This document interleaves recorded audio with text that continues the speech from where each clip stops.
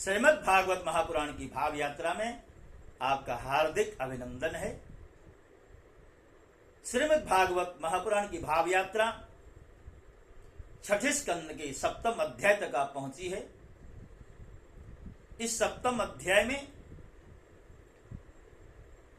इंद्र के द्वारा अपने गुरुदेव बृहस्पति का अपमान करना एवं बृहस्पति जी के द्वारा इंद्र समेत समस्त देवताओं का कुछ समय के लिए परित्याग कर देना, यह चर्चा है। राजा परीक्षित गंगा के तट पर बड़े सावधान होकर के सुखदेव जी के मुखारविंद से प्रवाहित होने वाली कथा सुधा का पान कर रहे हैं। जैसे ही परीक्षित ने सुना कि देवगुरु बृहस्पति जी देवताओं से नाराज हो गए थे, देवताओं का परित्याग कर दिया था, तो परीक्षित ने प्रश्न किया, गुरुदेव बृहस्पति जी देवताओं से क्यों रुष्ट हो गए थे, देवताओं का त्याग क्यों कर दिया था, इसके पीछे का कारण। सुखदेव जी कहते हैं, राजन, जब इंद्र को त्रिलोकी का साम्राज्य मिल गया तो इंद्र के मन में अभिमान आया।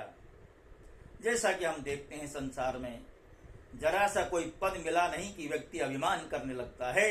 इसलिए तुलसीदास जी ने भी मानस में लिखा ना, नहीं कौ अस जन मा जग माही, प्रभुता पाई जाहि मद नाई। संसार में जब किसी को कोई पद प्राप्त हो जाए, प्रतिष्ठा प्राप्त हो जाए, तो उससे स्वाभाविक रूप से अभिमान होने लगता है, अहंकार होने लगता है। अब इंद्र को तो त्रिलोकी का साम्राज्य मिल गया। एक समय के बाद इंद्र जो है अपनी सभा में बैठा, और इंद्र की सभा में क्या होता है, उसके जितने भी सेवक गण होते हैं सब सेवा कर रहे होते हैं, अप्सराएं नृत्य करती हैं, गंधर्व गायन करते हैं। अब यही सब इंद्र की सभा में होता है। अब देखिए, ये जो गंधर्व लोग होते हैं, चाहे देवराज इंद्र हो चाहे कोई सामान्य राजा हो, उसकी जी हजूरी में लगे रहते हैं, उसके गुणों का गान करते रहते हैं। और देखिए, इंद्र की जब ये स्थिति थी तो उसी समय देवराज इंद्र के गुरुदेव बृहस्पति जी महाराज वहां पर पहुंचे। और देखिए, बृहस्पति की बड़ी महिमा। बृहस्पति को देवता लोग तो नमस्कार करते ही हैं, अभिवादन प्रणाम करते ही हैं। असुरों के मन में भी बृहस्पति जी के प्रति आदर भाव है। इंद्र को खबर मिली गुरुदेव आए हैं, उसके पश्चात भी कोई आदर सत्कार, कोई मान सम्मान नहीं। इंद्र अपने ऊंचे सिंहासन में जहां बैठा था वहीं बैठा रह गया, वहां से हिला डुला नहीं। बृहस्पति जी ने देखा, लगता है इंद्र को ऐश्वर्य का मद हो गया है, अभिमान हो गया है। देव गुरु बृहस्पति वहां से झटपट उठे और अपने घर की ओर चलते। उसी समय देवराज इंद्र को जब होश आया तो समझ गया कि मुझसे आज गुरुदेव जी का अनादर हुआ है, अवहेलना हुई है। अब भरी सभा में जहां इंद्र की स्तुति तमाम लोग कर रहे थे, आज इंद्र स्वयं ही अपना अनादर कर रहे हैं, कह रहे हैं, अरे मुझसे बहुत बड़ी भूल हुई, मैंने अपने गुरुदेव का अनादर कर दिया। अरे मुझ जैसा पापी कौन होगा, मुझ जैसा अभिमानी कौन होगा। यानी स्वयं अपनी ही निंदा कर रहे। मैं कितना मूर्ख हूं, मैं अपने इस ऐश्वर्य के नशे में आकर के गुरुदेव का तिरस्कार कर दिया है। सचमुच मैंने निंदनीय कार्य किया है। भक्तों, त्रुटि होना, गलती होना, ये स्वाभाविक बात होती है, किंतु गलती करने के पश्चात भी यदि कोई अपनी उस त्रुटि के लिए स्वयं में स्वीकार करे कि मुझसे अपराध हुआ है, तो एक तरह का प्रायश्चित होता है। दूसरे लोग याद दिलाएं कि तुमसे अपराध हुआ, इससे पहले स्वयं ही अपने मन में भाव आ जाए कि मुझसे आज बहुत बड़ा अपराध हुआ है, वह भी एक तरह का प्रायश्चित ही कहा गया है। इंद्र ने सोचा और इंद्र ने कहा भी है, भला कौन विवेकी पुरुष इस स्वर्ग की राजलक्ष्मी को पाने की इच्छा करेगा। देखो तो सही, आज इसी ने अर्थात इसी स्वर्ग की राजलक्ष्मी ने मेरे मन में ऐसा अभिमान ला दिया, मेरे अंदर रजोगुण का भाव जागृत हो गया और मैंने गुरुदेव का अनादर कर दिया।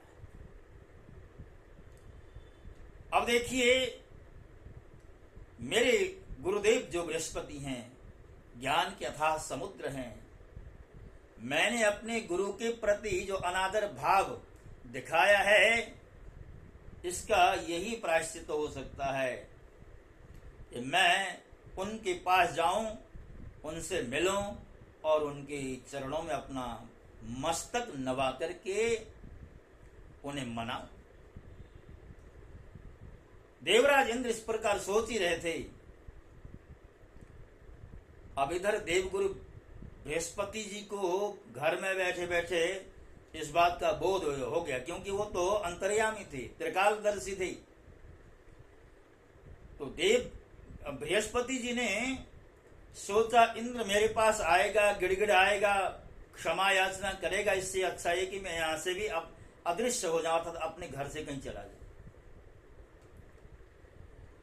देव गुरु बृहस्पति का बहुत इधर उधर अन्वेषण किया गया इंद्र के द्वारा, किंतु कहीं भी गुरुदेव नजर नहीं आए।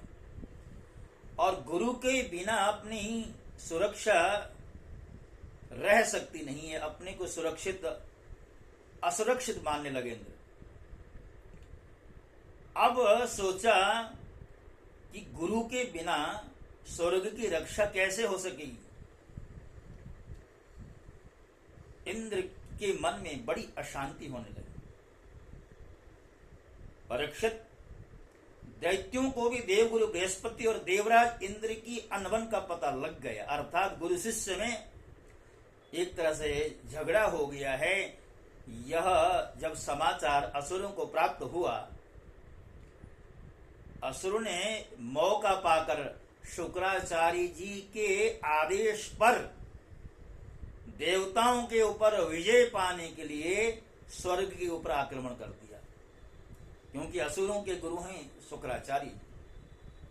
जिस तरह बृहस्पति जी असुरों की रक्षा के लिए लगे रहते हैं, उन्हें ज्ञान का उपदेश करते हैं, कैसे सुरक्षित रहा जा सके इस बात का उन्हें ज्ञान कराते रहते हैं, और आवश्यकता पड़े समय समय पर ऐसे उपाय, जिन उपायों से देव समूह सुरक्षित रहे, उन उपायों को भी इंद्र के द्वारा करवाते रहे। जब असुरों को खबर मिली, असुरों के गुरु शुक्राचार्य जी को खबर मिली, उन्होंने कहा ये अच्छा मौका है, जाओ असुरों, स्वर्ग के ऊपर धावा बोल दो। और असुरों ने देवताओं के ऊपर तीखे तीखे बाणों की वर्षा आरंभ की, और उन बाणों से उनके मस्तक, जंघा, बाहु आदि अंग कट कट कर गिरने लगे। तब इंद्र के साथ सभी देवता सिर झुकाकर ब्रह्मा जी की शरण में गए। ब्रह्मा जी ने देखा कि देवताओं की तो सचमुच बड़ी दुर्दशा हो रही, अतः उनका हृदय अत्यंत करुणा से भर गया। वे देवताओं को धीरज बंधाते हुए कहने लगे, ब्रह्मा जी कहते हैं देवताओं, बड़े खेद की बात है, सचमुच तुम लोगों ने बहुत बड़ा अपराध किया है। तुम लोगों ने ऐश्वर्य के मत से अंधे होकर ब्रह्मज्ञानी, वेदज्ञ एवं संयमी ब्राह्मण का सत्कार नहीं किया, अर्थात उनका अपमान कर दिया। देवताओं, तुम्हारी उसी अनीति का यह फल है कि आज समृद्धिशाली होने पर भी तुम्हें अपने निर्बल शत्रुओं के सामने नीचा देखना पड़ा। इंद्र को संबोधित करते हुए ब्रह्मा जी कहते हैं, देखो तुम्हारे शत्रु भी पहले अपने गुरुदेव शुक्राचार्य का तिरस्कार करने के कारण अत्यंत दुर्बल हो गए थे, निर्बल हो गए थे, परंतु अब भक्तिभाव से उनकी आराधना करके वे फिर धन जन से संपन्न हो गए। देवताओं, मुझे तो ऐसा मालूम पड़ रहा है कि शुक्राचार्य को अपना आराध्य देव मानने वाले दैत्य लोग कुछ दिनों में मेरा ब्रह्मलोक भी छीन लेंगे। भृगवंशियों ने इन्हें अर्थशास्त्र की पूरी शिक्षा दे रखी। ये जो कुछ करना चाहते हैं उसका भेद तुम लोगों को नहीं मालूम। उनकी सलाह बहुत गुप्त होती है। ऐसी स्थिति में स्वर्ग को तो समझते ही क्या है, वे चाहे जिस लोक को जीत सकते हैं। जो श्रेष्ठ मनुष्य ब्राह्मण गोविंद और गौओं को अपना सर्वस्व मानते हैं उनका कभी अमंगल नहीं होता। इसलिए तुम शीघ्र ही त्वष्टा के पुत्र विश्वरूप के पास जाओ और उन्हीं की सेवा करो। वे सच्चे ब्राह्मण तपस्वी और संयमी हैं। तुम लोग उनके असुरों के प्रति प्रेम को क्षमा कर सकोगे और उनका सम्मान करोगे तो वे तुम्हारा काम बना देंगे। सुखदेव जी कहते हैं, राजन, जब ब्रह्मा जी ने देवताओं से इस प्रकार कहा तब उनकी चिंता दूर हो गई। वे त्वष्टा के पुत्र विश्वरूप ऋषि के पास गए और उन्हें हृदय से लगाकर यूं कहने लगे। देवताओं ने कहा, विश्वरूप, आपका कल्याण हो। हम आपके आश्रम पर अतिथि के रूप में आए हैं। हम एक प्रकार से आपके पिता हैं, इसलिए हम लोगों की समयोचित अभिलाषा पूर्ण करें। जिन्हें संतान हो गई हो उन सब पुत्रों का भी सबसे बड़ा धर्म यही है कि वे अपने पिता तथा अन्य गुरुजनों की सेवा करें। फिर जो ब्रह्मचारी हैं उनके लिए तो कहना ही क्या है। वत्स, आचार्य वेद की, पिता ब्रह्मा जी की, भाई इंद्र की और माता साक्षात पृथ्वी की मूर्ति होती है। आचार्यो ब्रह्मणो मूर्ति पिता मूर्ति प्रजापते भ्राता मरुत्पतेर्मूर्तिर् माता साक्षात् सितेस्तनो। इसी प्रकार बहिन दया की, अतिथि धर्म की, अभ्यागत अग्नि की और जगत के सभी प्राणी अपने आत्मा की ही मूर्ति अर्थात आत्मस्वरूप होते हैं। हम तुम्हारे पिता हैं। इस समय शत्रुओं ने हमें जीत लिया है। हम बड़े दुखी हो रहे हैं। तुम अपने तपोबल से हमारा यह दुख दारिद्र्य टाल दो, समाप्त कर दो। तुम्हें हम लोगों की आज्ञा का पालन करना चाहिए। विश्वरूप छोटे थे तो देवताओं ने पुत्रवत एक तरह से आग्रह के साथ साथ आदेश भी दिए, तुम ब्रह्मनिष्ठ ब्राह्मण हो, अतः जन्म से ही हमारे गुरु हो। हम तुम्हें आचार्य के रूप में वर्ण करने की तुम्हारी शक्ति से अनायासी शत्रुओं पर विजय प्राप्त कर लेंगे। आवश्यकता पड़ने पर अपने से छोटों का पैर छूना भी निंदनीय नहीं है। सुखदेव जी कहते हैं, परीक्षित, जब देवताओं ने इस प्रकार विश्वरूप से पौरोहित्य करने की प्रार्थना की तब परम तपस्वी विश्वरूप ने प्रसन्न होकर उनसे अत्यंत प्रिय और मधुर शब्दों में कहा। विश्वरूप कहते हैं, पुरोहिती का काम ब्रह्म तेज को क्षीण करने वाला है, इसलिए धर्मशील महात्माओं ने इसकी निंदा की है। किंतु आप मेरे स्वामी हैं और लोकेश्वर होकर भी मुझसे उसके लिए प्रार्थना कर रहे हैं, ऐसी स्थिति में मेरे जैसा व्यक्ति भला आप लोगों को कोरा जवाब कैसे दे सकता है? मैं तो आप लोगों का सेवक हूं, आपकी आज्ञाओं का पालन करना ही मेरा धर्म है। देवगण, हम अकिंचन हैं। खेती कट जाने पर अथवा अनाज की हाट उठ जाने पर उसमें गिरे हुए कुछ दाने चुन लेते हैं और उसी से अपने देव कार्य तथा पितृ कार्य संपन्न कर लेते हैं। लोकपालों, इस प्रकार जब मेरी जीविका चल रही है तो अब मैं पुरोहिती का निंदनीय वृत्ति क्यों करूं? उससे तो केवल वे ही लोग प्रसन्न होते हैं जिनकी बुद्धि बिगड़ गई है, अर्थात जिनको संग्रह की इच्छा होती है। जो काम आप लोग मुझसे कराना चाहते हैं वह निंदनीय, अर्थात पौरोहित्य का कार्य उत्तम नहीं है। फिर भी मैं आपके काम से मुंह नहीं मोड़ सकता, अर्थात आपके हित के लिए मैं निंदनीय कार्य ही सही करूंगा, क्योंकि आप लोगों की मांग ही कितनी है। इसलिए आप लोगों का मनोरथ मैं तन मन धन से अवश्य पूर्ण करूंगा। सुखदेव जी कहते हैं, राजन, विश्वरूप बड़े तपस्वी थे। देवताओं से ऐसी प्रतिज्ञा करके उनके वर्ण करने पर वे बड़ी लगन के साथ उनकी पुरोहिती करने लगे, देवताओं का पौरोहित्य स्वीकार किया।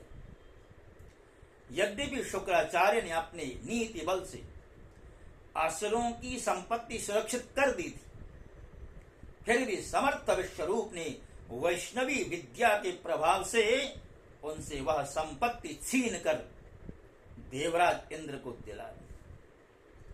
राजन, जिस विद्या से सुरक्षित होकर इंद्र से ने असुरों की सेना पर विजय प्राप्त की, उसका उदार बुद्धि विश्वरूप ने ही उन्हें उपदेश किया था। भक्तों, अगला जो अध्याय अर्थात 8वां जो अध्याय है वो नारायण कवच के नाम से जाना जाता है। वही नारायण कवच विश्वरूप के द्वारा इंद्र को दिया गया और उसी नारायण कवच के सहारे इंद्र सुरक्षित हो गया। असुरों से युद्ध हुआ और असुरों को इंद्र के सामने पराजय झेलनी पड़ी थी। वह दिव्य कवच है, अमोघ है। जब कभी हम अपने आप को असुरक्षित समझें तो उस समय हम उस कवच का प्रयोग अपनी, परिवार की या समाज की किसी की भी रक्षा करने के लिए कर सकते हैं। वह अमोघ कवच जो है अगली श्रृंखला में अर्थात जो 8वां अध्याय जब आपके समक्ष रखा जाएगा उस श्रृंखला में आपके समक्ष प्रस्तुत होगा, क्योंकि एक मर्यादा है हमारी। ये हमारा जो नियम है वो ये है कि हम हर श्रृंखला में मात्र एक अध्याय आपके समक्ष रखते हैं और अगले अध्याय को छुएंगे तो मर्यादा भंग होगी, नियम भंग हो जाएगा। इसलिए हम आज अपने इस अपलोड के कार्यक्रम को इसी अध्याय तक सीमित रखेंगे। और यहाँ पर एक समझने वाली बात, एक शिक्षा के रूप में ग्रहण करने वाली बात यह है कि हमें गुरु का अनादर करने से बचना चाहिए। पहले तो गुरु बनाने से पूर्व इस बात का अवश्य में ध्यान रखें, हम जिसे गुरु बना रहे हैं हम कभी मन वाणी कर्म से उनका अनादर न करें। गुरु का अनादर ही भगवान का अनादर होता है, इस बात का अवश्य ध्यान रखें। इसलिए हमारे यहाँ कहा ना कि गुरु बनाना जान के और पानी पीना छान के। तो 1.5 साल में हम किसी को भी गुरु बना दें, जब गुरुओं के दोष प्रकट होने लगते हैं फिर अपने आप को कोसें, हमने ऐसे व्यक्ति को गुरु नहीं बनाना चाहिए था। तो इस बात का खेद भी लोगों के मन में होता देखा गया है। इसलिए गुरुओं के प्रति अगर आपने गुरु बनाया है तो पहले तो परख लीजिए ये गुरु बनाने के योग्य हैं कि नहीं, और एक बार गुरु के चरणों में अपना मस्तक नवा दिया है, तो हमेशा वो मस्तक गुरु के चरणों में झुका ही होना चाहिए। इस बात की शिक्षा हमें इस अध्याय से प्राप्त होती है। और आगे एक और घटना घटित होने वाली है। यहाँ तो विश्वरूप को गुरु बनाया है, आगे उनके साथ क्या होने वाला है वो तो बाद की बात है, किंतु देवगुरु बृहस्पति का तो अनादर इंद्र ने कर ही दिया ना। तो गुरु के अनादर से बचें, गुरु जी के प्रति भगवत भाव हो।